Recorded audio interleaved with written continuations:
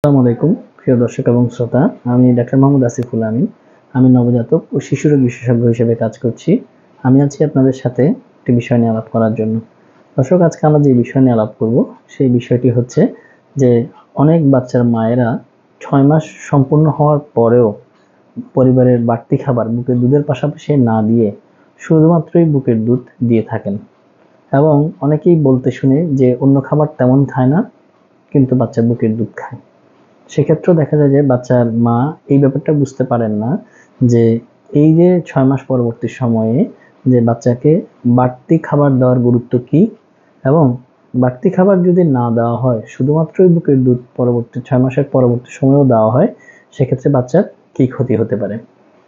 বুকের দুধে যে পরিমাণে আয়রন থাকে এবং ক্যালোরি থাকে, সেটা প্রথম 6 মাস বাচ্চার স্বাভাবিক বৃদ্ধি, শক্তি এবং মানসিক বিকাশ সহ রক্ত স্বল্পতা সহ সবকিছু প্রতিরোধ করার জন্য যথেষ্ট।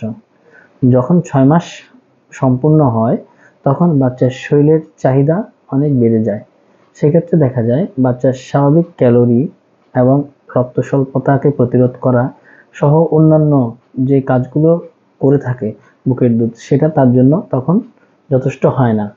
যার জন্য 6 মাস পরবর্তী সময়ে আপনি যদি বাচ্চাকে বাড়তি আয়রন, বাড়তি ভিটামিন, বাড়তি যে পরিবারের খাবার, সেগুলো যদি আপনি দিতে না পারেন, তখন দেখা যায় যে বাচ্চার প্রচুর পরিমাণের আয়রনের ঘাটতি হয়, এবং বাচ্চার এই পরিমাণ আয়রনের ঘাটতির জন্য দেখা যায় যে বাচ্চার রক্ত স্বল্পতা, তার মানসিক বিকাশ পিছিয়ে যাওয়া, শারীরিক গঠনের মধ্যে সেই পিছিয়ে যাওয়া ইত্যাদি রোগগুলো দেখা যায়।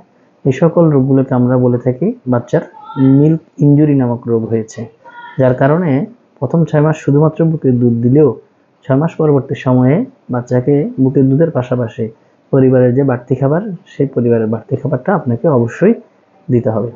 তো দর্শক, আজকে এই পর্যন্তই। ধন্যবাদ সবাইকে।